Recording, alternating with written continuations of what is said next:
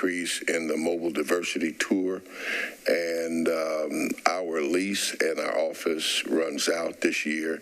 We've already began the discussions with Metro as it relates to where and how come and how much space, and then ultimately how much that will actually impact our budget. But that's basically the scoop on the budget. How does it look in terms of the mobile diversity? I know we always lose money on that. It's more than ample. It is, okay. Yes, it is more than ample. We were actually, if you understand the budget process, after the mayor submits his budget, the last angle or way of getting money through the budget is through the council amendments, and they're not that popular. And even as I shared with you, it's like throwing something up in the air. Well, out of the 20 that were submitted, 4 got approved, and one of the 4 was ours. So that was a plus.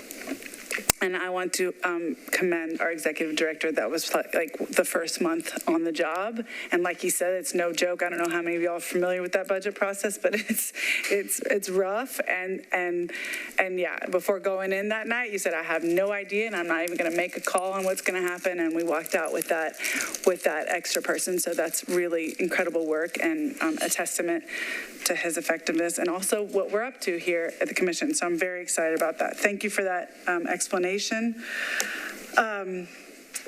So much to ask about the location, but we can leave that for another time because we've got great things to talk about today. Okay. Let's move on to new business. I'm going to hand it over to the executive director to just orient you all a little bit to what we're doing and what your task is here, and then I'll finish it out and we'll move on to the next. So go ahead, Davey. Thank you. First, let me welcome you all to the Metro Human Relations Commission. I really look forward to working with you as we try to make Nashville a little bit better for everybody. First thing I want to do is get the staff that is here to introduce themselves. That would be Barbara and Ashley. Good afternoon.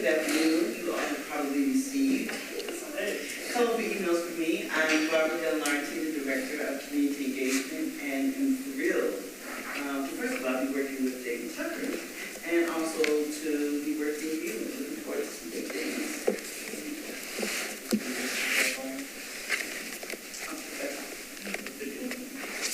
Hi everyone, I'm Ashley Batchelder. I'm the new Director of Policy and Research. Today's my first day, so I don't know many of you, but I look forward to meeting y'all and learning the work of the commission more. Thank you. Thank you. I was going to do this was her first day thing, but as you've already learned, this is her first day.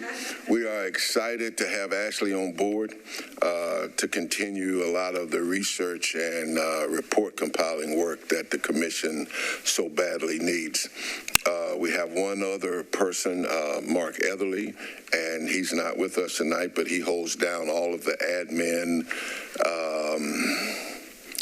type stuff. He does a lot of other work oriented, but far as running the office and all the Metro stuff, Mark is the person who handles that, and that constitutes the entire staff of the Metro Human Relations Commission that is centered around, as on your agenda, it would say, the mission of the Metro Human Relations Commission is to protect and promote the personal dignity, peace, safety, security, health, and general welfare of all people of Nashville and Davidson County. That is our mission, and that's, and as we go through some of this information today, it is concretized in code. And so I say that directly on the back end of saying you've just met the depth of our staff as we attempt to do the work of protecting and promoting the personal dignity, peace, safety, security, health, and general welfare of all people in Nashville rest in our 4 hands and the support of the commission. But welcome to the commission, and I hope that while you're here, that we can contribute to the issues that stand in the way of equity with people here in Nashville. Doing this little presentation, I want to keep it as informal as possible, so you can ask questions, interrupt me at any time.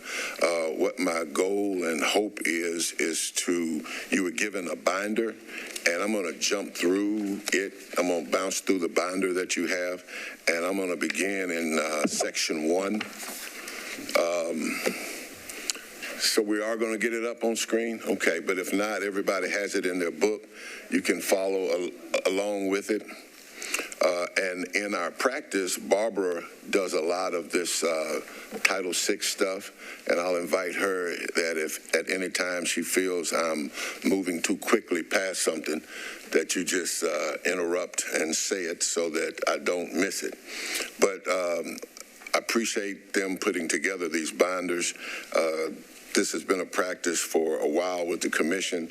It really has most of the information that you're going to need and to even refer back to as you start to understand the complexity of what we do. And before I move any further, another vital member of our team that I kind of just left off, and I feel kind of bad. I feel kind of bad about it. It's Derek Smith. Derek Smith is our legal counsel.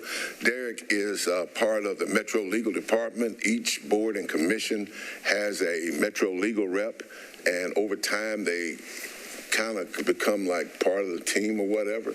So this is Derek Smith. He will answer or attempt to answer those hard legal questions that put us in conflict with the law that establishes us. So, Derek, you got something you want to say? I'll just say also, to the extent... You need to turn your mic on so we get all of this. There you go, yeah. To the extent any of you ever have a question of you serving as a commissioner as it relates to conflicts of interest, ethics, or things of that nature, I'm also the advisor to you as a commission member, in your capacity as a commission member, not as your, individual outside endeavors, but certainly feel free to reach out to us. We're available for that. Thank you. Thank you. And if you're all in section 1, we'll go ahead and get started and try to move through this. And again, I'm going to jump through this book a little bit to kind of give us a real quick orientation. But if any of you, I know that in the past that we've tried to facilitate that in the office. I have to be clear with Derek on when and how we can meet. And so let me just ask you, for a strictly, just say, an informational type meeting, or even a meeting to say, talk about planning or strategy, does that have to be public noticed if there will be no vote and no agenda and no none of that? Best practices definitely is to notice it, even if no business is going to be conducted. There are a few exceptions to the Open Meetings Act. One is for off-site visits, but I don't know if you're planning an off-site visit. We still recommend you notice it just in case someone wants to be present, but make it clear no business is going to be conducted. Boards and commissions also often have what they call retreats, working sessions, things of that nature, where they won't conduct business. But our recommendation and advice still is give notice of it. You just don't have an agenda because there's not going to be any business. Okay. But you can do it that way. You also have a requirement in your organizational structure. If you want to have a special meeting, it can be called, but then I think needs the approval of 9 members of the commission. That's another mechanism for having a meeting. Finally, an executive session for the commission to receive legal advice in a private attorney-client setting. That's just the general rules you operate under. But as you know, I'll work with you to get anything stood up that the commission seeks or that you want to put before it. But best practice is notice things just to keep a clean bill of health.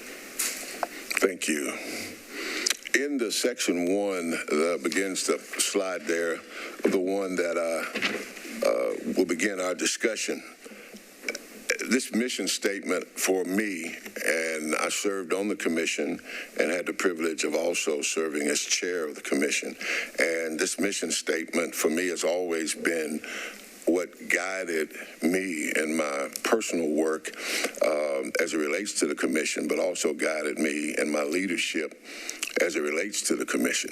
And I would hope that we could all center ourselves around this statement. Yes, it's huge, but I think that when we center our work and the things that we want to do, then you already know whether or not it fits or not, whether or not it's part of what it is that we should be about.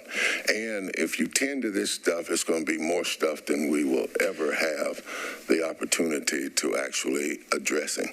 So again, you will hear it as we print it on everything, and maybe one day I'll actually remember it without having to quote it. But our powers and duties are established by the Metro Code. You have copies of the code in your folder.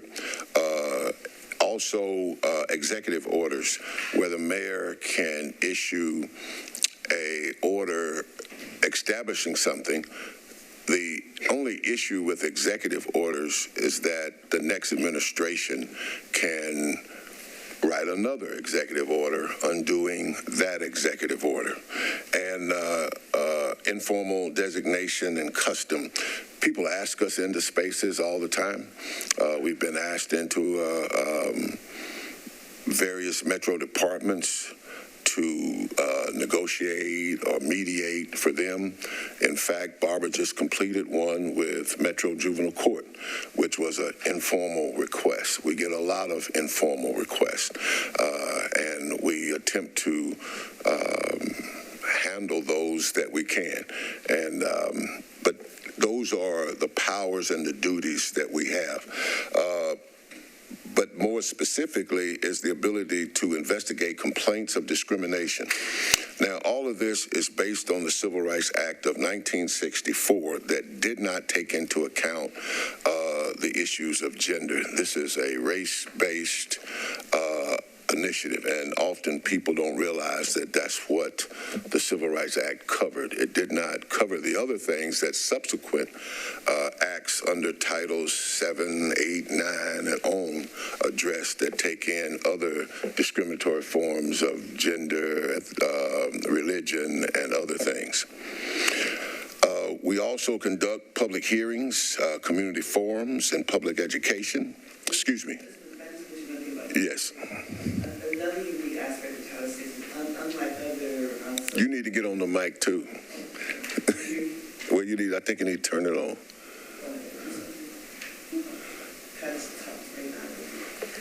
Just the primary thing about Title VI is unlike Title VII and some of the other titles that David referenced, you can adjudicate those. You can file a lawsuit. With Title VI, that is not the case.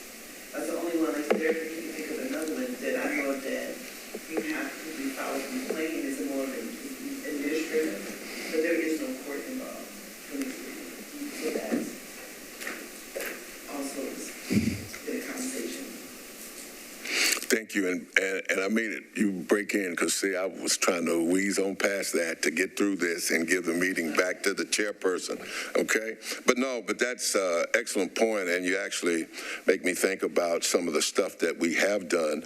We were part of helping to mediate all the confusion around the evictions that were going on during COVID.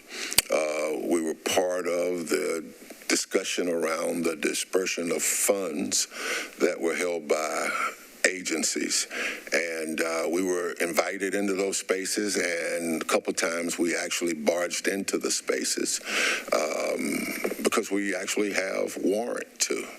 And so oftentimes the work that we do will not get seen on the news.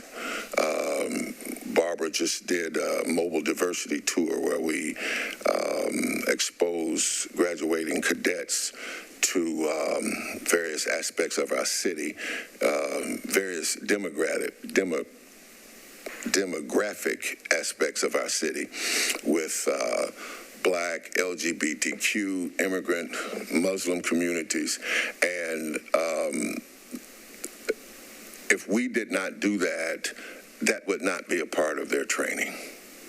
And so, again, we have this ability to get involved into spaces where hopefully we can make a difference. Just to be clear, that training is part of every cadet's training now. So it's an official part. It's not one-off or every once in a while. It is now part of every cadet's training, delivered by us only.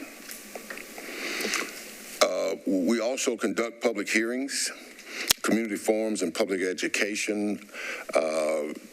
To date, toward the end of last year, we completed a series of 4 public hearings called Reimagining Public Safety.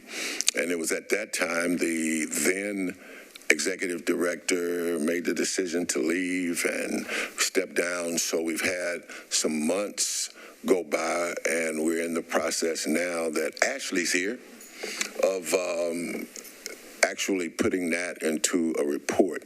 And so we have the ability to hold these hearings, to gather information, to issue reports, and as you'll find, to also make recommendations to the council and to the mayor and to other community-type stakeholders. We've also held hearings on policing,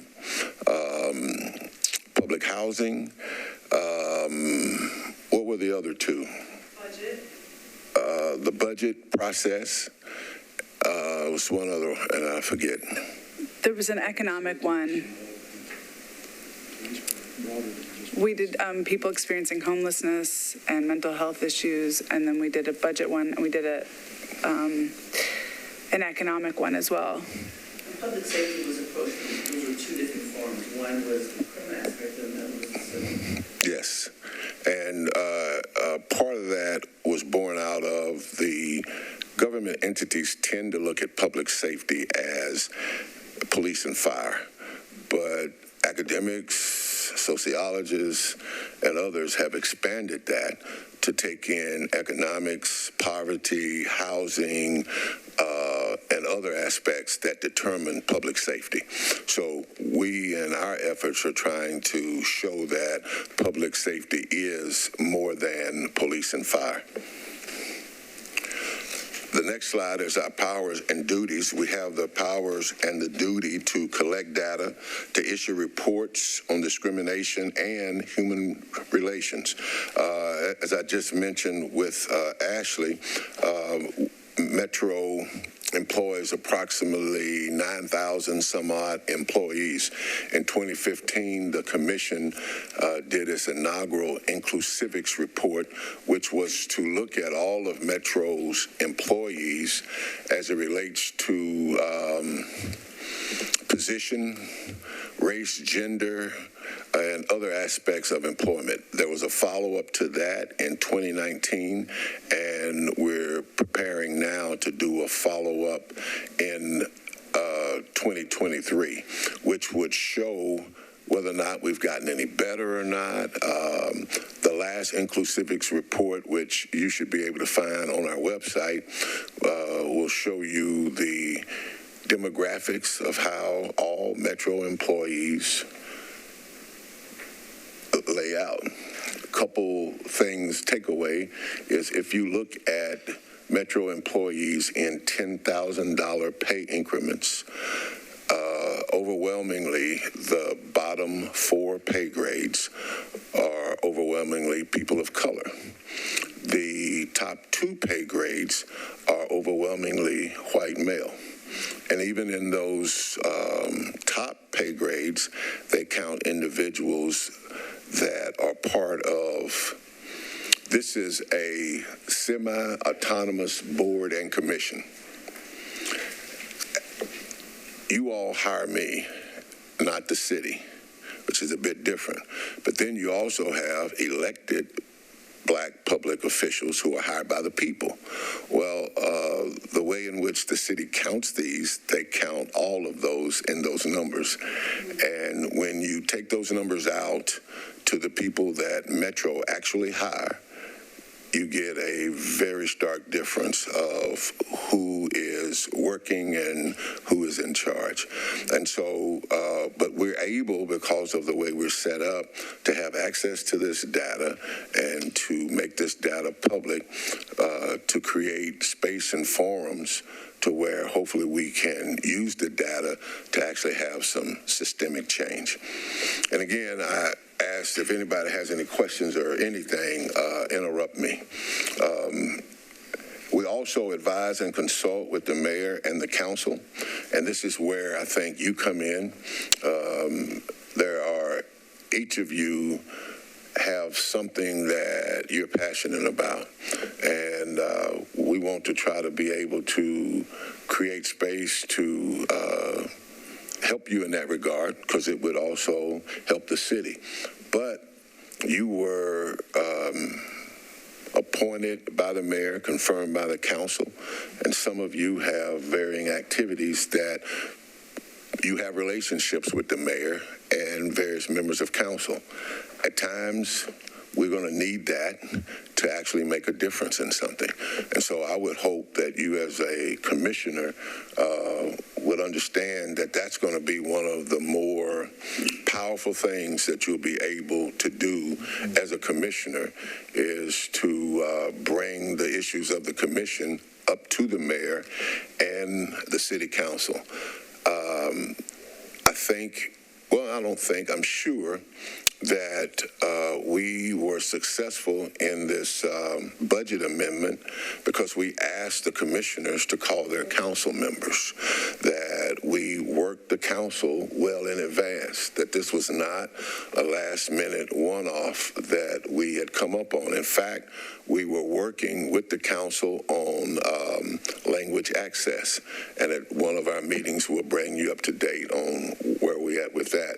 Language access is something that in some areas Metro is doing well, but in other areas they're not doing so well. Case in point is codes, and all of that is here. Well, there are some immigrant citizens who are licensed, bonded contractors who actually have to get someone to go with them to navigate through the codes process. If you're an English-speaking contractor, you don't have to have that added cost. And much of that could be offset just by having the documents available for them to read. And that would not only go here, it goes into courts, it goes into the library, it goes into all of Metro processes. That the commission was also part of a study that identified the 5 major languages that are spoken here in the city, and that we ought to provide as much language access as we can. So fortunately, this past council during the budget approved a software package that makes it easier for organizations to print forms. They don't have to go out to the printer and do large sums. They can print forms as needed. If they have a standard form, then they can print that form. So part of the work of the commission going forward is we have to reach out to those organizations and see where they are with language access. It's only important when it's you who don't have access. Yes? I'm just curious, what are the top languages in Nashville? Uh-oh, I'm finna try this. Spanish, Kurdish, Arabic, one of the, I want to say Somali, and okay, can I call a friend? I'm happy to be that friend. Help me out, Pratik. Happy to help. You happy should to know help. this. So So I think other languages, I mean, it's just, we have so many different countries that are represented in the city of Nashville, but other kind of bigger populations is Burmese and Amharic, which is an Ethiopian language. But it's also good to remember that, like, when it comes to these language accesses, you know, while Burmese is a common language, there's many tribes of Burmese people that speak different. So there's Karen, Zomi, and other factors and other dialects that are also needed to be represented. And so it's a trickier process than just, you know, the top languages throwing in, because so many other communities have dialects and things like that that need to be made sure. If you put everything in Somali, maybe not every Somali community member will understand that, because it's not always a broad brush. Just to chime, sorry, that just reminds me, during one of our hearings, we had an activist come here to talk about activist space on for workers' rights, and she shared just in terms of the power and the poignancies of these hearings, she shared a story of how someone had their children taken away from them because the translator didn't actually understand the dialect she spoke, and so they were speaking Spanish to her, and she was speaking an indigenous dialect, and so they were like, stop talking to your, was it grandchildren or children, over Zoom, because they couldn't understand what she was saying, and that further distanced her from her children. So these are real issues. They're not convenience issues. All right, thank you. And if we turn the page, we'll talk about what we work on. And these are broad, but under there, it gets into the weeds of what the issues are. But religious diversity and tolerance, you know, we hear it always said that this is a Christian nation, but I read somewhere where it was established for religious freedom. I mean, it just depends on where you get your history class at, I guess. But Erwin Vennick, one of our commissioners who will be reappointed on next week, who's here, drafted a letter for the commission as it relates to the recent anti-Semitic messages and things that have been going on.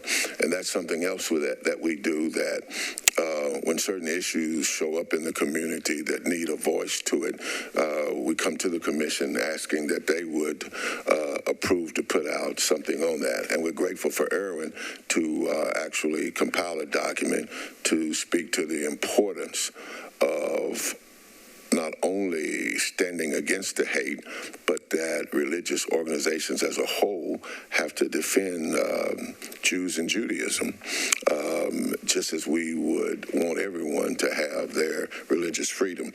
And sometimes these are hosting meetings where folks of different faiths get together just to talk about some of the commonalities that we all have. Racial inequity and disparities, that seems to be the catch of the day. But one of the areas for me is we are so used to dealing with racial inequity and disparities in a black-white prism that we often miss other people of color who have nuances and uniqueness about their own ethnicities that may not fall within the black spectrum. And so part of our work is to be champions for racial equality and equity. And at some point, we'll talk a little bit about the vast differences in those two words. This idea of equity, for me, sometimes costs to be equitable, particularly when there's been generational inequities. And that's always a big hurdle that you have to do if, and some things are hard to make equitable. But hopefully it will be your efforts to lean into the hard work to really help us make a difference. The LGBTQIA community, inclusion and disparities. About 3 years ago, a couple of police officers, obviously with nothing to do and no crime to fight, took a picture of a trans woman and turned it into a meme. And several police officers and firemen sent it around to everybody. At that time, Dr. Marissa Richmond was our chair. And I don't even think she was chair then. She might have been vice chair. Well, we were part of a group that mediated with the police and fire departments to be more sensitive and inclusive as it relates to the LGBTQ community. That resulted in them getting liaisons to those communities and also developing policies. And something that several of us were quite adamant about. Also, those individuals with the police and fire department were also disciplined for their actions.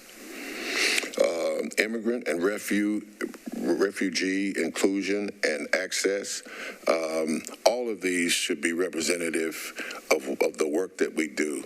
And I'll be one of the first to say that I think that the commission and maybe even the city on some level have not worked as hard on the immigrant issue that is often holds other challenges that our typical generational black-white fight does not have with it. And so we're glad to have a couple of folk here on the committee, Pratik and Kozar, who work with Tennessee Immigrant Rights, Refugee, See, I almost had it. Disability rights and access. And in my conversation with the mayor's office as it relates to appointing commissioners, I've asked specifically for representation in all of these areas, that we can be attentive to that. So when you look at disability rights, if you spend a day and look at how many curbs do not have access, you would still be surprised. We automatically just think all curbs have the wheelchair ramp on them, but they don't. So depending on where you work or where you parked, you still run into obstacles of getting in and out of buildings. And so the commission's work is inclusive of all of this. As we continue, it says where we work. When you look at the areas that are there, and again, inside of those areas are just a multiplicity of issues.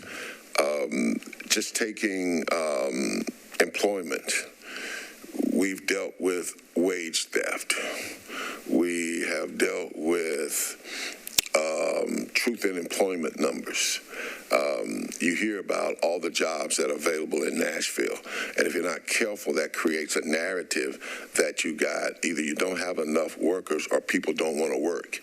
Well, whatever number that is, they don't separate them out by full-time, 40 hours with benefits. And so with the hospitality industry, they are notorious for less than full-time jobs. And so for some people, that's not a viable alternative.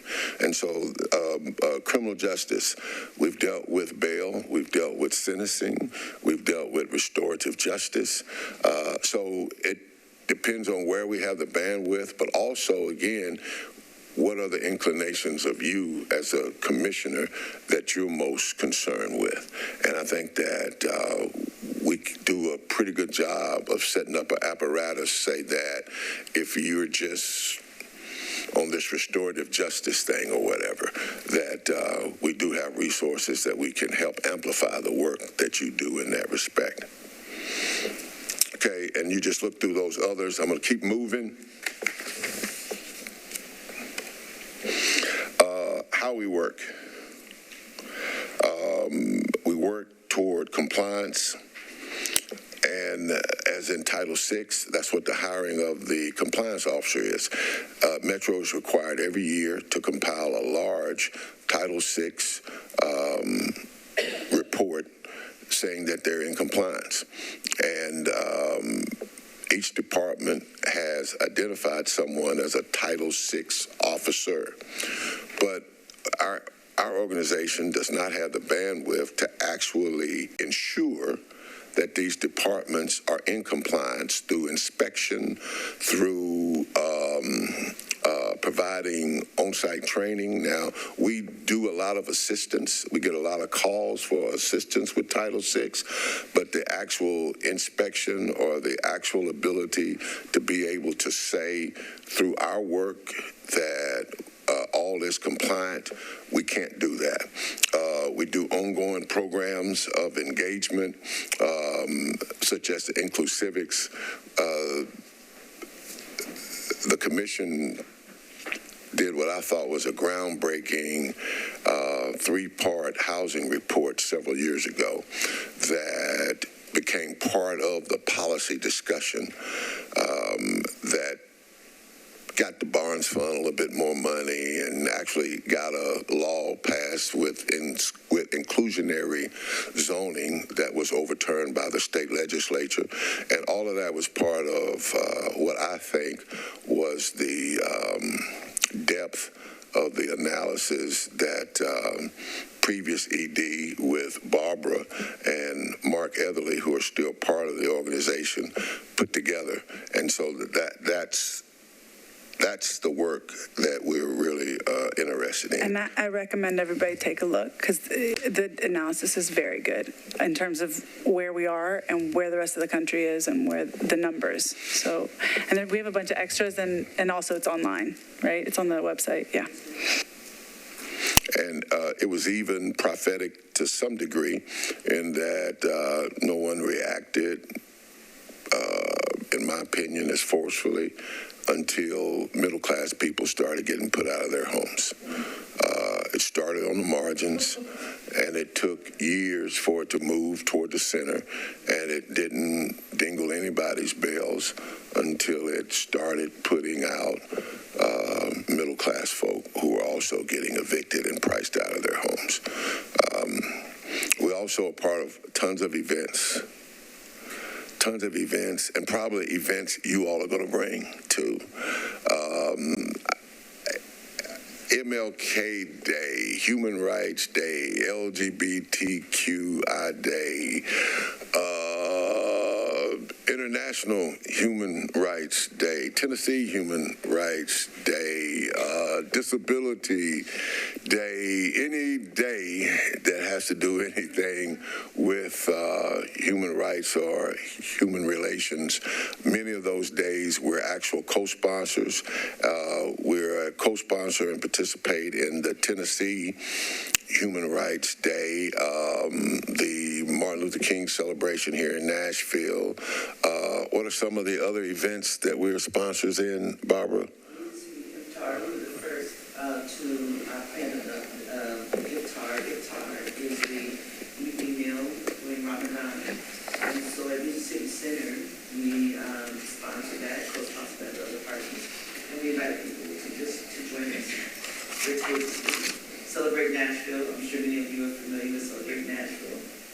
People from all over the region come into that, and it goes on. I'd like to thank your sponsorship for our World Refugee Day this past June. Yeah. And so we invite you also to bring your days, and we attend.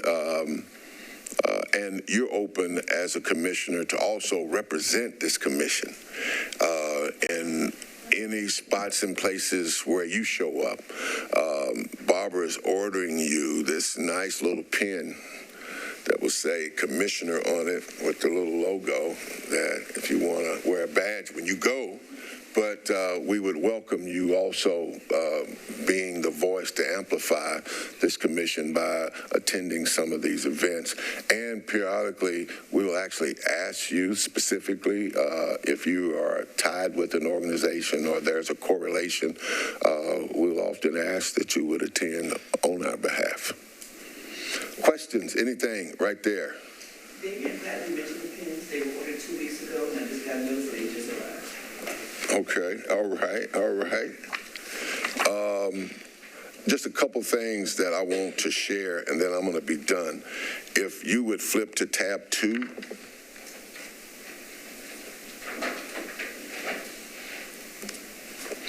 And tab 2 is actually an excerpt of the various code that make up the mission and the objectives, and it outlines what we can or cannot do.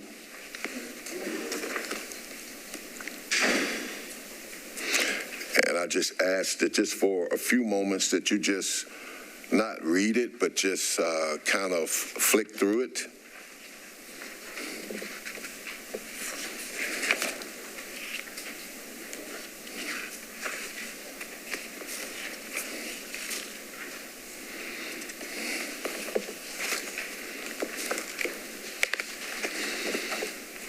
And these are the legal documents that guide our work. And these are also the documents that we often need Derek to help us decipher what they actually mean. We just went through, this is a 17-member commission. Majority is a quorum. But if you don't have 17 members, does it change the quorum? So these are questions that Derek asked that when we interpret it, sometimes we get it right, Derek, sometimes? Oh, most of the time. Oftentimes my advice is best practice as opposed to push comes to shove when we advocate once you make the decision. So just understand that. We try to avoid the conflict if possible. So sometimes my advice may be to guide you in a direction that's going to result in less. It'll let you get to your issue, but not have to go through the procedural hurdles if it's all avoidable. That's kind of how I analyze things, to try to avoid that if we can. But yeah, we did have that issue, and there's actually a separate provision in the Metropolitan Charter differing from your code provision. And whenever a charter issue is addressed, it trumps or supersedes the code. So, and that's where this question was answered at. It was answered in the code because we had interpreted it from the charter, and we had to be corrected that it was in the code. But if you turn to Section 3, these are our bylaws, and this is probably the document that you will be sorting through most often. And again, it restates the purpose, but it also guides us through the organization, as in, again, a brief overview of the powers and duties, but the composition of the commission, the terms of office, the qualifications, the removal, and the resignation. One of the things that I'll bring up, and I don't know if the chair was going to mention it, is that this idea of quorum is that we need X amount to be able to do business. And so our strong encouragement is to let us know if you're not going to come so that we can possibly make other arrangements so that we can have quorum. And also there in here is the terms of being in office, which are not necessarily clear. You both are, all of you, unless you're filling someone's expired term, are eligible for 2 3-year terms to serve on the commission. And that's generally how that goes. But there are even exceptions to that. On the next page, Article 6, it outlines the executive committee, the chair, first vice chair, second vice chair, secretary, treasurer, and it just goes through that, the various committees, and then toward the end, it outlines the various type of meetings that we have, the standing committees and the task force. A lot of that rests with the chair.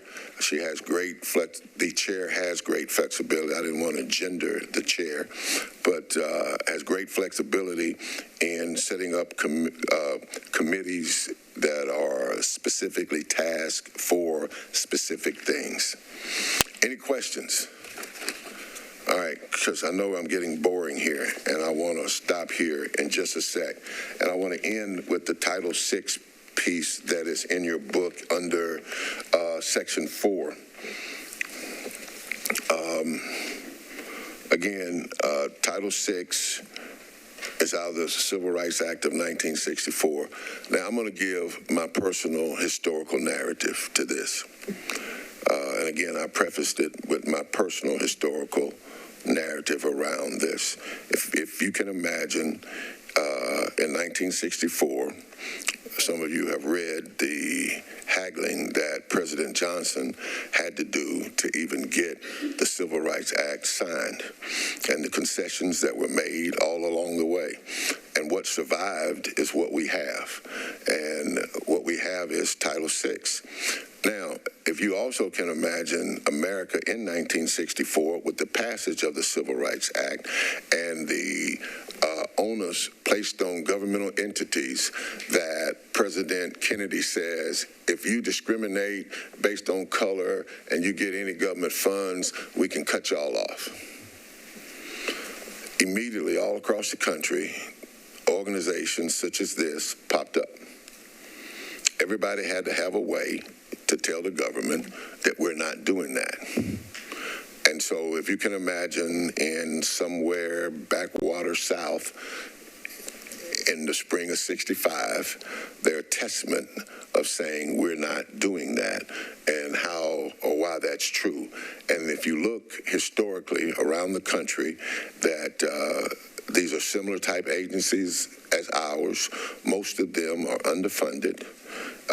Most of them have poor enforcement mechanisms, but I believe that is by design.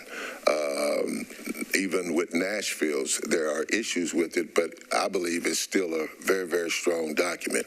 It's just, are you as the commissioners desiring and willing to make it live? Because our job as to promote the personal dignity, safety, healthy, and security of all folk has a certain disruption to it. And the work that we do is always challenging what already is to make some change. In language access, Nashville had a way that it does that. So to change that, someone has to challenge the way you're doing language access. And folks say, well, it's going to cost a ton of money. It's going to be a bunch of printing. It's going to be this. It's going to be that. And then we have to say, no, it won't be if you can do this, this, and this based on our research. So what we do is push Nashville toward its better self. That's the nature of changing what is we show up with the alternative. And hopefully that alternative is inclusive of more dignity and respect for all. Now, I'm going to cut it off right there. I think I've taken up enough time.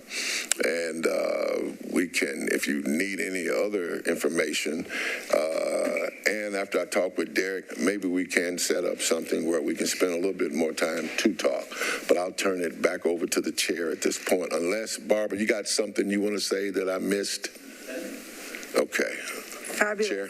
Thank you, Davey. So it's 4:56. We've got you for 34 minutes. I want to be cognizant of that. Thank you for a great overview. Sometimes the orientation happens in the office. Sometimes it happens like this. I think it's really helpful. It is bureaucracy, but it's really helpful to go through these founding documents and particularly the context that Davey gave you about the commission. There's just 4 things I want to share, and I'm going to do. I speak pretty quickly, so I'll try to do it as quick as possible.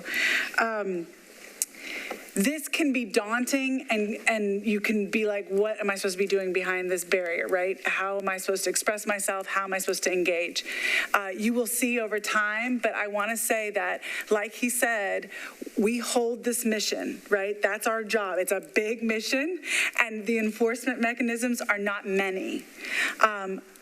The more we are focused, committed, and passionate around that mission, and I think that requires a curiosity and a criticalness about what is going, about status quo. Why are we doing it that way? Ask those questions. Ask the obvious question. Why does Metro do it that way? I'm not in Metro. Can you explain to me why? That's where we start to understand, oh, maybe there is another option. Maybe it isn't as hard as everyone's making it out to be. We are, outside. We're not in Metro necessarily, the commissioners, so we can ask those questions. We can be dumb as long as it gets us to an equitable, a city that respects the personal dignity of everyone around. This city has been in a moment for a while. That moment is pushing some people out and bringing some people in, and that is unequal. And, it's unequal. It's not equitable. That growth has not been equitable. I see us as the body that gets to look at that. There aren't a ton of bodies that get to look at that right now. Everybody else is approving. We get to be the one that's saying, can we pause for 1 minute, 10 minutes, and ask why that's happening? So I just want to say that. That's why you all have been brought here, to ask whatever questions come to your mind about those issues, the ones that Davey went through. We have a water mess here. Don't worry about it, if everybody's wondering. We have a mess in aisle 9. Welcome. Don't worry about it. So I just want to say that. Sometimes it's very daunting behind these microphones. These things are publicized and recorded, so you don't know what to say. You don't have to be a fancy pants or a smarty pants. You just get to be curious and ask critical questions. That's our role. The other thing I want to say is sometimes people think that hitting the member of board or commission means you've hit the top of the mountain. I'm here to say that we're just starting the climb. I need you all to be active and passionate and engaged, please. We want all that you bring to the table. I don't know you yet. If we had time, I kind of want you all to go around and introduce yourself. At one point, I think at some point we'll even have plaques with your name on it. I will come by just to say hello, but bring whatever you bring, whoever you are, bring it. You're part of Nashville, and the more you're present, it's once a month. The more you're present and engaged, the better and more effective we will be. Davey's exactly right. We are only as effective and as powerful as we collective choose to be. And we have been given quite a big mandate, so let's use it. Oddly, the other thing I'll say about that is board membership is, the clout you bring, the influence you bring, the who you are, the who you know. But for me, at this point, it's bandwidth. How available are you? How much can you show up? How many Monday nights can you give us out of the year? So please keep that in mind. We really value your presence. I've said that 10 different ways, so I'll stop. Microphones are daunting, intimidating. Go for it. Don't worry about it. Hopefully I lower the bar for everyone. And then I think that's all I want to say. We do have one big decision to make. We haven't introduced the current sort of members, so I just want to say I'm Mariam Al-Fazli. I'm your chair. Pratik is our vice chair. Did you want to say a few things before we move forward? No, I think Mariam said everything that needed to be said. The only other thing I will say is that I don't want to drive back in Nashville traffic too quickly, so I'll also be here after the meeting just to do introductions as well. And there are public meetings and all that stuff, so we technically cannot have one-on-one relationships on the commission topic. So just FYI, you can obviously run into each other in the grocery store and talk about turnips and all those things, but in terms of official business, we have to notice that, and it's quite a thing. Yes, Derek. You also mentioned, you're able to communicate with staff or the attorney, but as she suggested, not among yourselves, outside of an open meeting. Be careful, too, with any electronic communications, because those are not permitted. Text, email, whatever. So if you want to text me, be like, this issue's driving me crazy, we would probably want to email Davey about it, and Davey will get it back to me. So it all goes to Davey and Barbara and Mark.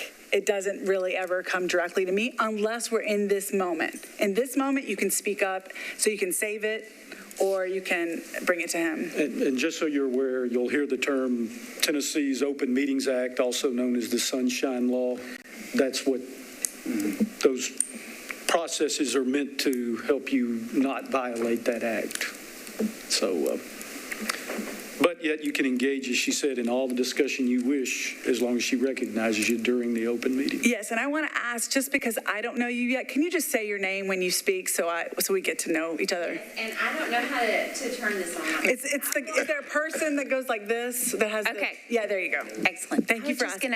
Thank you. I'm Amy Charlton, and I was just going to ask you to say your last name one more time so I can phonetically spell it out. I appreciate that, and I say it so fast. So Abel-Fazli, Miriam Abel-Fazli. Thank you. Welcome.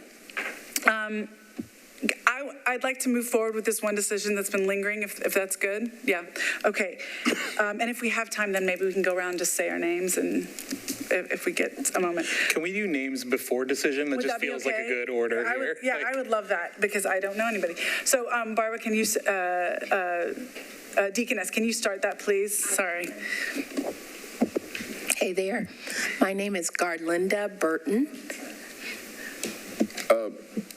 Can they say just a little bit? Yes. Just a little bit? Yes. Sorry. My name is Garlinda Burton.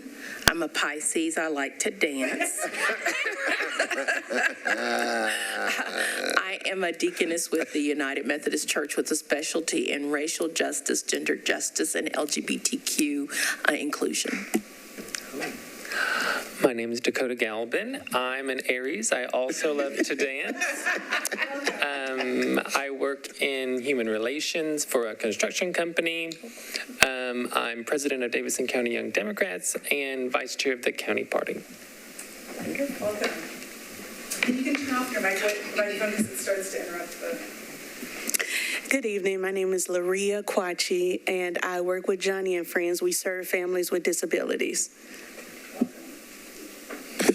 I'm Marcus Buggs, native Nashvilleian, and I own a restaurant and a cocktail bar in East Nashville. Coneheads. The restaurant is called Coneheads, and the bar is called Plain Jane. Thank you. I'm Charles Trauber. I'm an attorney at Bridgestone. Welcome. I'll just say it again. I'm Miriam Abel-Fazli. I'm the chief of staff for an entrepreneur who has a nonprofit and a for-profit arm, and mostly do volunteer work around Nashville. Pratik Dash, political director at the Tennessee Immigrant and Refugee Rights Coalition, and I make a motion that our next meeting be at Coneheads, and we can make it Metro approved or whatever we need to do. Yeah, I was like, talk to Derek. I got you, Derek. Don't worry. If I'm allowed to second things, then I will second that right now. I'm Dan Cadenas. No, I don't know what I was going to say. I live out in Bellevue. I spill water occasionally, so sorry about that. And I also usually will try to be on time, so also sorry about that. That was me showing up at City Hall because I'm a rookie. I'm in Connexion with Ariel, so we've known each other for a little bit. But otherwise, I'm just very interested in this cause. I want to help any way I can. Welcome. Thank you. Also in Bellevue. You are? Yeah. My name is Jonma Holmes. I phonetically pronounce Jonma. You spell it Genma. I live in the Hermitage area, and I'm a business owner here in Nashville. And I'm looking forward to being a part of this commission. Hey all, my name is Kosar, he, him pronouns, name so nice to say it twice. I'm the multicultural organizer at the Tennessee Immigrant and Refugee Rights Coalition. As well, I'm born and raised in Nashville with, refugee parents from Somalia. And I'm very excited to be here. It's almost full circle. The last time I was here, I was speaking as like a public, a public member. And so now being a board member is very, very exciting and also a bit daunting. So, excited. Can you hear me now? Okay. I'm Alicia Wynn. Born and raised in Nashville, born and raised in Donaldson, so I'm so excited to be able to represent my hood. Often overlooked, but quite a little mighty force in Donaldson. I am a consultant for a global consulting firm. Spent a lot of time working in local organizations and corporations in Nashville, and so happy to be able to join this group and learn from you guys and do the best for our fellow citizens. Okay. Thanks. I am Amy Charlton. I am an assistant professor in nursing at Belmont, have been a bedside nurse in Nashville for over 20 years in the ICU, and now I get to teach my students. I'm really honored to be here, and I feel like it's a gift. This feels like the right thing for the right time. Thanks. I'm Ariel Safti, and I'm with Conexión Americas, and we have the mission of creating a welcoming community where Latino families can belong, contribute, and succeed. It's nice to meet everybody. Fabulous. That feels much better. So welcome, everyone. We're delighted to have you. Now let's move on. We have an important decision that's been delayed because of a lack of quorum. Have I said that before? So we're going to move on. We have a procurement board appointment. So just to give you some background on this, it's almost 2 years ago, if not longer, that the Metro Human Relations Commission was given a position on the procurement board as a result of a debate that was going on about whether there was being fairness and equity in procurement decisions, in Metro procurement decisions. And as a solution, it was decided that we, MHRC, would be able to appoint someone to that board. Now, the procurement board, as its name explains, decides on major procurement deals, clearly. The processes of how they happen and then the final decision process. And so having someone on there that has its eye to the personal dignity, equity, safety of Nashvillians is a great idea, particularly as we look to diversity. Yes, Garlinda? Just to be crystal clear, procurement of contractors to do work for Metro. Metro, okay. Exactly. Thank you for clarifying. All Metro. And that can, I don't know if you're aware, some of you are business people, so you know that can span the gamut in terms of very big deals from building, construction, amenities, whatever it might be, services. So it's just, it was quite a win for us because typically that's a very business-oriented thing. And so people don't have the lens that someone that we would look to would have. And so after having an application process, which Pratik oversaw a bit, we came down to basically the end of the process. Do you want to detail that a little bit? Yeah, sure. So, yeah, as Mariam said, we had an application process, put the job description out on the website, publicized, had a few applicants, and, as we continued, we were going to have an ad hoc committee to help kind of review the applications, and slowly but surely, some of the applicants dropped out, some of the applicants just were unresponsive, and we narrowed down to one applicant. His name is, I can talk about, I'm looking at you, I can talk about who the applicant was and everything, right? It was in a public meeting. Yeah, that's right. I'm just making sure. I know. It's scary. as someone that has, I always want to check with legal. That's been my jam here. As an immigrant. Yeah. So the applicant is Larry Turnley, also known as LT, if folks know him and have met with him. But he has worked with labor, Black, and immigrant communities for many years, has been a staple of Nashville for almost 2 decades, has worked really closely with, construction, I think, as well. And, he came to our May meeting. We did not have quorum, did serve public comment at the time, and kind of explained why he wanted to be a part of the procurement board, and kind of mentioned that. And I will just fully transparently say that I understand that as we vote on this, putting a lot of trust. We're asking you all to put a lot of trust in the old commissioners to kind of, trust our judgment on this. But, Larry kind of presented his case back in May, and as, the board went through transitions and things like that, he's been patiently waiting for his opportunity to serve on the board. I did speak with him quite recently. It is within the last 24 hours, and he is still interested in being on the board and would like to continue moving forward if the commission would like to vote on that. And then I don't know if I can open it up to other board members who might, if anyone else would like to say anything about Larry or the comments that he made in May. I know that was a while ago. Oh, Derek. I have a recommendation.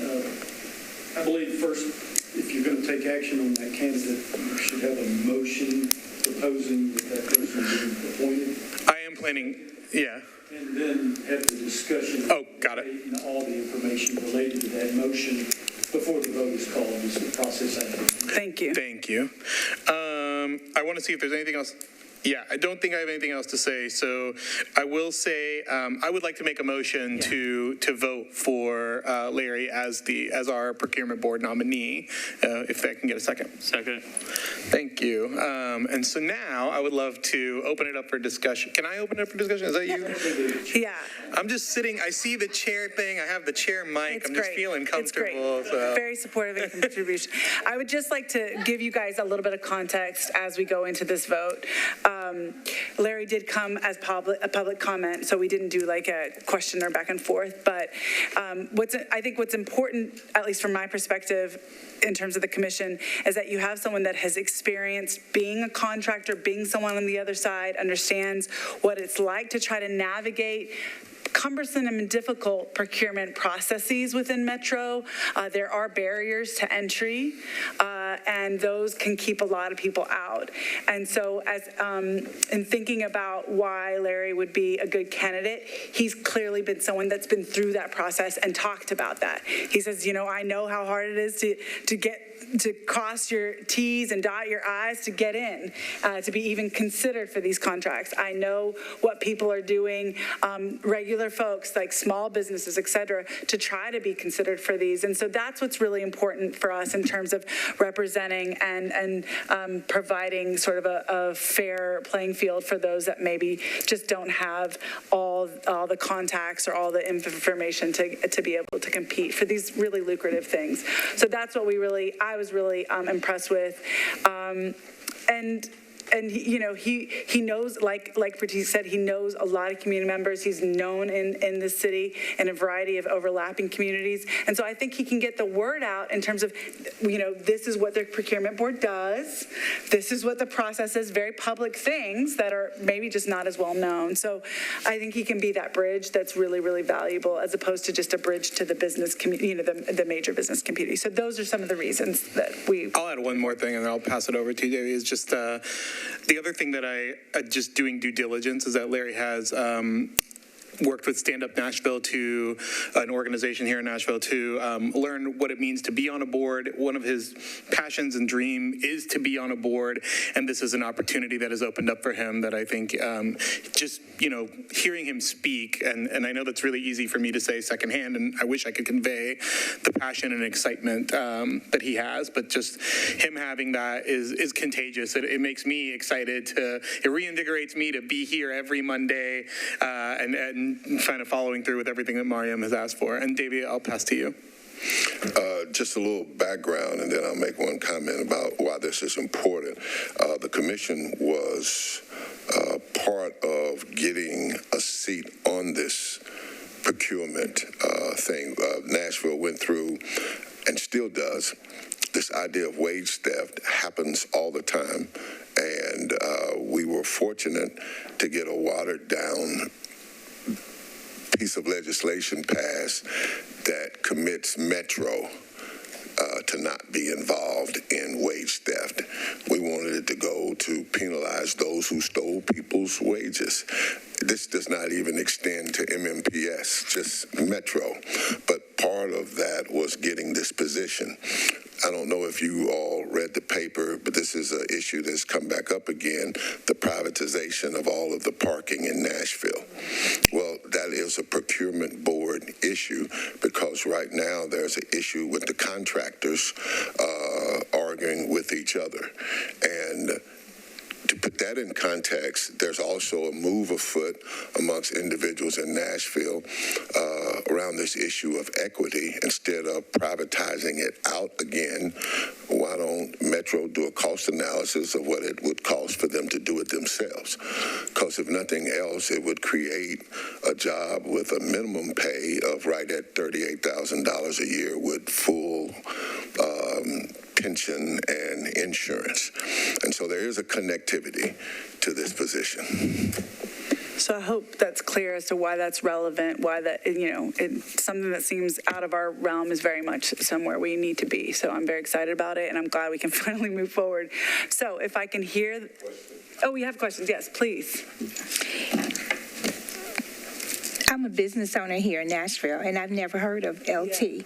So do you have a bio or something for us? I totally agree that there's definitely representation, and I see the validity of it, but we have nothing in front of us to vote on something that you're stressing the importance of that. So is in the packet that was provided for us tonight. I hate to be the troublemaker on the first go round, you guys, but in the packet that you provided for us tonight, if this is a level of importance, do we not have something that we can connect to, click on, or to just know what we are doing, so that I'm speaking for myself, won't be blindly agreeing to something that I really, truly, honestly don't know who we're talking about, so that I can at least read up, Google, view something, even in the context of the small time that we have here.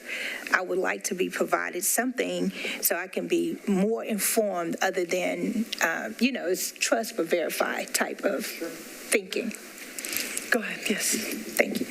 I'm in agreement with that comment, and I'd also, in addition to having some information about the candidate resume, any other materials he submitted, I'd also just like to go back. I know, or at least I understand from the discussion, that it appears there was some conversation with him in May that may have been in this forum. If we could also understand how long the position was announced and how many candidates were received and what that timeline was, just in case there's a thought that maybe we should go back and look at additional candidates or new candidates. Yeah, so the urgency around it is that it was up for, I believe, a year, at least. And I think total 3 applicants applied, and it was dispersed quite a lot, widely, and even sort of pushed, apply, everybody applies. So, and then there was one, and now, y'all don't know us, so I understand that. Yes. If I could offer, just listening to the 2 concerns that are raised, the existing commissioners are more aware than they are, so for their comfort, if it's necessary, we just roll it another 30 days. I just want to give a little bit more context before we push it more 30 days. But there is a motion on the floor that will go to a vote anyway. Yes, Derek. There's a way to avoid the vote. There could be a motion in relation to this matter to defer to a date certain, which would be the next board meeting, and therefore it wouldn't require that this be tabled or postponed. I'll just say that the motion be deferred to a date certain. Second, debate on that, and then you vote to approve that motion, and then that means it comes up at the next meeting. That's one way to do it. Cleanest way, in my recommended opinion. I have one question, if that's okay. I just want to finish my thought really quick. I'm sorry, Kosa. Now, if there was one candidate and that's all we were left with and they were not qualified, we would not push for this. So I just want you to know that we were lucky that that person fits the bill. I think a resume or whatever is easy. He's also a very public person, so he's on the internet and things like that, so you can do that research if we move it forward.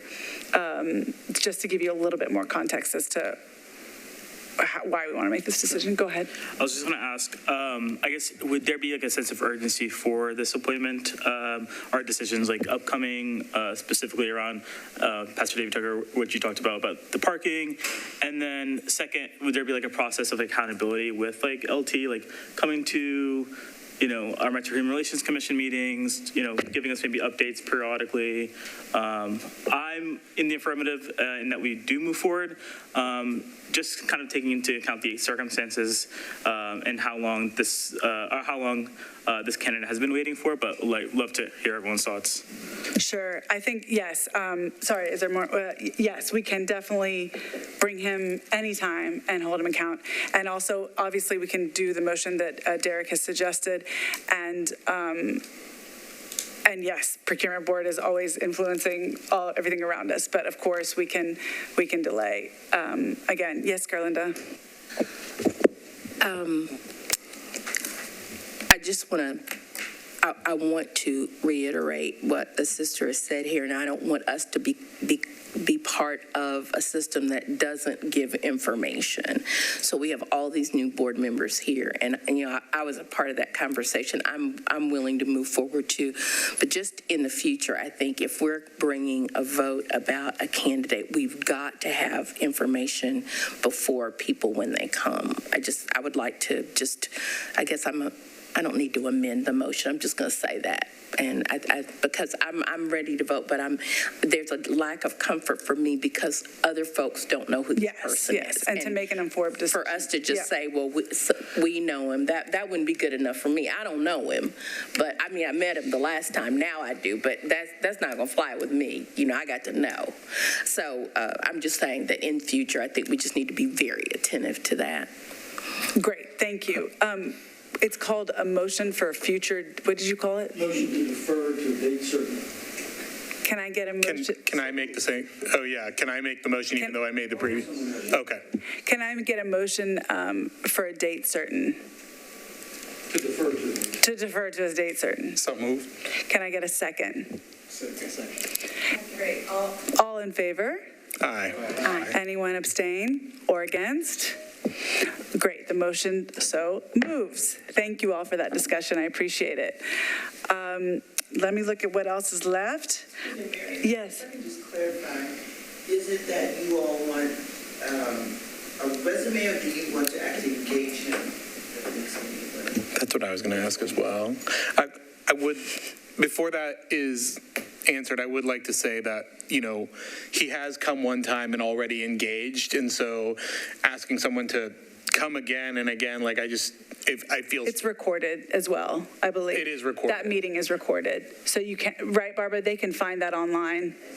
So you can, we will send you that link so you can watch the bit on him so that you have that information. And then I think a resume, if that's what he submitted, whatever, he submitted publicly, I think could be fine as well. So the recording and the resume. Is that good?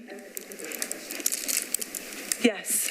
I just want to be fair in how we are viewing this, and that when we were asked to serve, we were asked to prepare to come for a number of times, and it was start, stop, and I was okay with that because I was committed to serving. So I think if we're committed to doing whatever the work is in front of us, another meeting, if that's necessary, should not deter someone that's wanting to serve. I just needed to say that. We can request him to come to the next meeting. I'm not asking for that. I just don't want that to be the help me out, someone. Yes, there we go. Thank you. This may or may not help, but could it, I don't know if this is in accordance with the bylaws or anything, but if commissioners, once they do have that information, the resume, have access to that recording, can they send questions that maybe LT could respond back, or do people just prefer? No, I don't believe so. I think you can send questions to Davey. And then Davey can compile things from LT and revert back, probably in an open meeting. If we're going to do that, yeah. Now it gets work that's unnecessary. If you're going to bring him back and redo it, just redo it, and let me take a part of the hit for what happened in this meeting. We generally have everything that's needed for the meeting. This is weird in that we postponed the last meeting due to the interpretation of what constituted a quorum. And so that's on us for not having the information in the package. And yes, it has been several months with him, who went through the process that the new commissioners are totally unaware of, and I get that. So if there's a hit to take, we'll take the hit here. But it was listed basically as something that we thought would be functionary process. So I have a question. I see the notes for April and for June, but you were saying this meeting was in May? I can explain that. So, Okay. Typically, you will always get the previous month's minutes in the meeting. We, just as another fluke, again, new team, right? So let's grant everyone some grace here. Davey started in May. We've literally had to. So basically, you would typically get July's meeting notes. In the June meeting, we realized we were missing the April meeting. We had never approved the April meeting notes because we didn't have quorum in May. So we had to bring back April's notes. So I just noted like, hey guys, can we properly approve those in the next meeting? We never had the July meeting, so now we have to properly approve April and June. Does that make sense? Okay. So, but you would not see that. You would not see many months back in this agenda moving forward. Does that make sense? Thank you for keeping your eyes on all things. I would say, and Barbara, correct me if I'm wrong, the May minutes are on the website as well. So those are accessible as well when needed to look at. And one thing that brings me up is that most of these meetings are recorded. That's why we have the microphone. So if your light's on, that's being recorded. So we can also just show you where that's at in case you miss a meeting, in case you just want to be like, what was that discussion again? I mean, it's not perfect, but it's there. So you can always rely on that as well, particularly when we have people here and we need to talk to them. Okay, so I think, yeah. This is probably also because I was late, but you guys were saying a quorum is 17? All of us? No. Okay, half. Nine is quorum. 9 is quorum, and we need a majority, or everybody has to vote yes? Majority. Okay. Yeah. Is there, yes? Derek. When you vote, it's merely the rule of a majority of the members present and voting. So all of you could abstain, but 3, and 2-1 passes it. So it can be a little less than the majority of the quorum, and the matter can still be approved. But it requires quorum to conduct official business. And yeah, I'm just throwing that out there also in the sense that I don't know where everybody's at. Obviously, I want to vote knowing who this candidate is also, so I would prefer that. But I see that there was a lot of work done already. So appreciate that. We've made the motion. So yeah. We'll try to bring him in, and we'll work with Davey to see what we can make happen for you guys for the next meeting. I just want to follow up to what Commissioner Dash just said. Not only the minutes on the website, but the actual meetings on YouTube. So if you just put in, human relations. Could you put it up? Just watch it. Yeah, everything should always be open and published. So just know that. Can I just want to say one thing for the record as I brought this up one more time. This is the last thing I'll say, is that if I was in a new commissioner's shoes, I would feel the same way. So I just want to be very clear that I appreciate you all bringing it up. I'm not just trying to hammer through someone that I only know, and I just want to be very transparent and clear that, I appreciate you all bringing that up, and that's why we're having this discussion. And so I also want to make sure that I think I'm taking some of this hit too. It's not just on you, Davey. I think me as well. It's just that's admirable, Commissioner. We're all taking the hit. We're all taking it happily. Okay, so since it's 5:30, I'm cognizant of that. What else do we want to cover here quickly? Do you want to just give us the update on the Director of Policy and Research? And that's her. Yeah, there she is. Yeah. So you met her. We have hired her, and it's her first day. She's already have a couple pages of notes, so she has more than enough to keep her busy on the reimagining public safety and the inclusivics, and as other things unfold. And in the public. What can I do? How can I help? So, Mama, we have one more question. Yep. Yes, I just wanted to ask, since attendance was a major issue that we read in a lot of our email correspondence from you guys, could you tell us, is there an attendance policy or attendance, 12 meetings, and could we get that? It's in your folder. Oh, okay. And it's in that document that I said that you'll be referring to more than anything else. I think it's tab it is in the bylaws. 2 or 3. 3. My 3's empty. But so basically, I'm going with memory, but if you miss Well, here it is here. two I'll consecutive meetings or half the total meetings, I'm going off memory. I don't have one in my binder. Go ahead, Derek. Bottom line is, you're encouraged to attend, vehemently encouraged to attend. Ultimately, though, you're not subject to removal except by action of Metro Council. But you will have reminders, solicitations from the chair to improve your attendance. You will be asked, as I recall, I think the second step is you will be asked as to whether you intend to continue to fulfill your duties or not. And if not, encourage resigning so that someone could be appointed to fulfill your term that is going to be engaged. But hopefully it doesn't rise to that level. But actual removal, I believe, requires Metro Council action, since they were the approving body. Article 4, Section 4, removal, resignation. If any member of the commission misses 3 consecutive full commission meetings without excuse, or 1/3 of the full commission meetings or committee meetings in a 12-month period, the chair shall improve attendance and shall inquire as to whether that member wishes to continue to serve on the commission or to resign.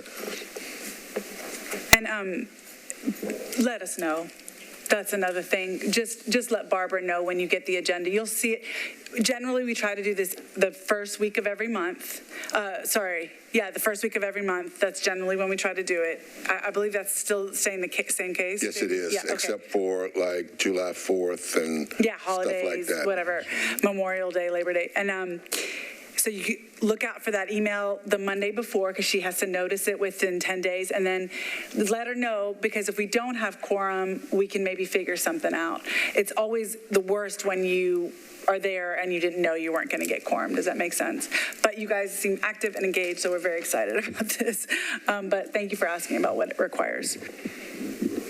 Okay, the last thing, you have the public comment section, and if I could, Chair, I have Commissioner Vennick here, and I'd like for him to come and to read a statement that I would hope the commission would entertain that could be a representative statement as it relates to the anti-Semitic relationship that the press and stuff we've been hearing. Again, I appreciate him for his effort, and if I can just use this as an example, oftentimes when other issues come up, we may ask one of you to compile something on behalf of everyone, and you don't have to take it, you can chop it, cut it, or do whatever, but I would ask that you always be aware that we meet every 30 days, and you can't belabor a point to the point where there's no point in putting out a statement anymore. And we have been there where everyone cannot agree, and then by the time we get something, it's no need in putting it out, that moment is already passed. Commissioner Vennick. Welcome, Commissioner Vennick. I am not a commissioner. Good to see you. Irwin. Hey, Irwin. Irwin. My name is Irwin Vennick. I have served on the commission for the last 3 years. I anticipate being reappointed to the commission tomorrow night with the council, and hopefully we'll be joining you around the table next month. Many of you or some of you may know that between July 29th and August 1st of this year, there were anti-Semitic mailers distributed in two parts of Nashville. The first part was around St. Henry's Church in Bellevue area, which is also where the Jewish Community Center is located, and the other areas was in the Richland West End area, which is where Shereth Israel, the Orthodox Jewish congregation, and West End Synagogue, the conservative Jewish congregation, are located. Those mailers were just thrown on people's lawns, and the mailers had things such as: every single aspect of the COVID agenda is Jewish. Every single aspect of the Biden administration is Jewish. Every single aspect of the Ukrainian-Russian war is Jewish. Every single aspect of gun control is Jewish. Every single aspect of the media is Jewish. Every single aspect of Disney is Jewish.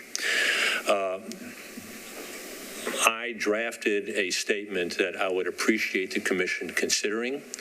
I would not ask for the commission to consider it tonight, because I firmly believe in that when important things are to be considered by a body, they should think about them. They should have them in their hands. I would ask that the statement be distributed for the commission's consideration at its next meeting, but I will read it to you so you'll have some sense of its content. If I can get my phone to work.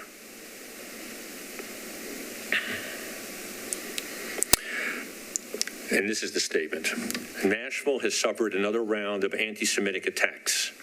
Nashville residents, both Jewish and non-Jewish, have been confronted by anti-Semitic messages, not only on social media, but also showing up at their homes.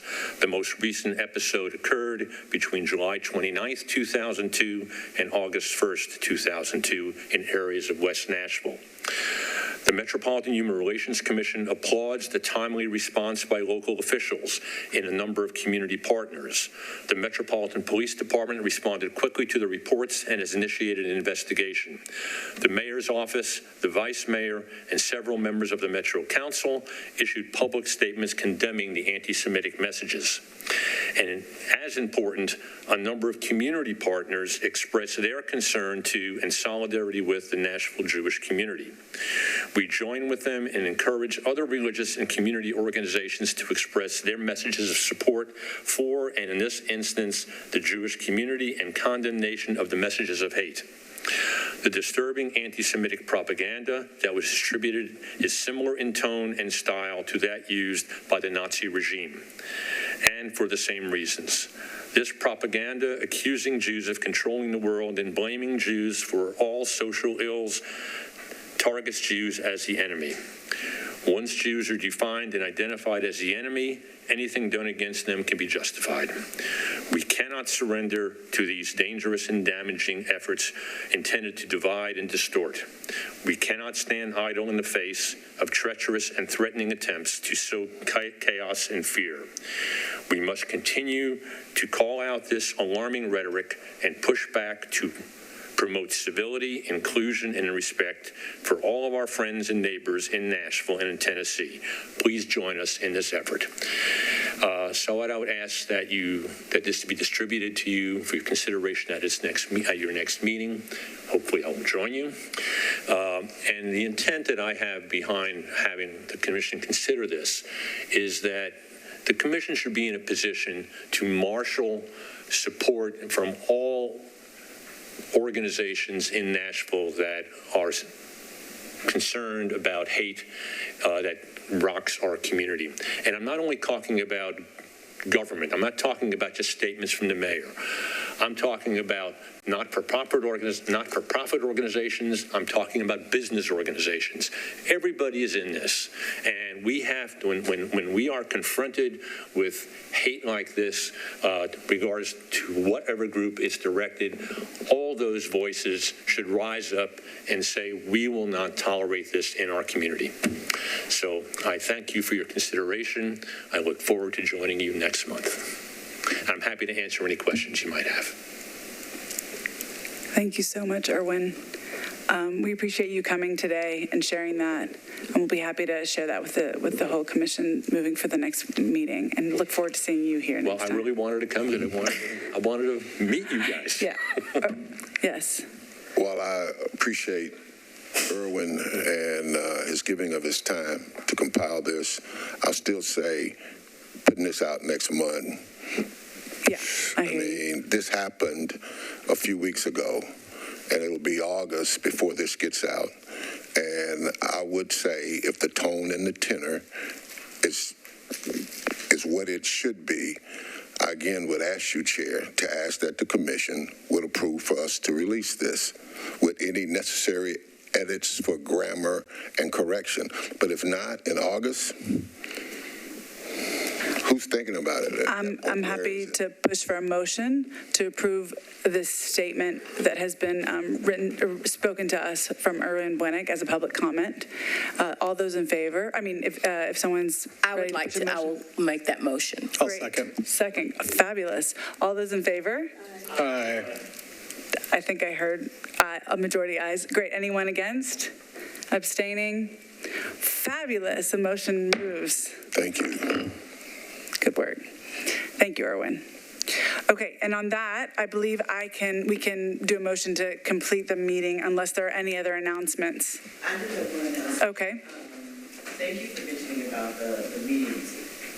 Generally, we will be the first Monday of every month. The first Monday next month is Labor Day, so we will be meeting the following month on September 12th. Of course, I'll be seeing you guys after this as well. And also just check the address. Do not assume the address. We still may be moving around to different community centers as an effort and initiative to be in the community. So don't always assume it's Sunny West, and just check it when it comes out with Barbara. Did you want to say something, Davey? No. Okay. Okay. Fabulous. Then I would ask for a motion to adjourn the meeting. Motion to adjourn. Fabulous. I think you had a question over here, Yeah, Parag. Do you have a question? Yes. This is more procedural, but I guess how strict are we adhering to Robert's Rules of Orders? What should we know, or is it just only when we're taking actions like motions that we should be aware of? Go ahead, Derek. Your bylaws provide that the bylaws are the governing document, but to the extent that they don't cover the issue, and as long as it's not inconsistent with your bylaws, Robert's Rules is what governs the process and procedures. Please don't go too in-depth, though. As you can see, those are quite cumbersome. I know a little bit of them. I don't claim to be completely an expert in that, but you've heard tonight probably the mixture of most of the issues raised surrounding Robert's Rules of Order. But again, if we have a matter and it requires it, I'll research it during the meeting to try to get the answer. But yeah, it's just for the sake of the public knowing that you all are, serious in your business. Take it with the professionalism that you should. Yes, thank you for that question, Kosovar, and definitely always bring up whatever you see. We have one announcement before we move to adjourn. Yes, just wanted to let everybody know September 24th, I will make this announcement next month as well, but September 24th, TIRC, the Tennessee Immigrant and Refugee Rights Coalition, is hosting a night market where 17 to 20 immigrant-owned businesses are coming to our building to give samples of different types of food. So if you are a foodie, we would love to see you. And you can find me for more details about that.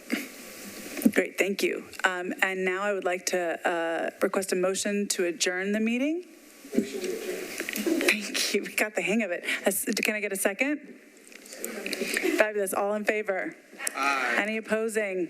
Abstaining? First mission with the new commissioners adjourned. Thank you. All right.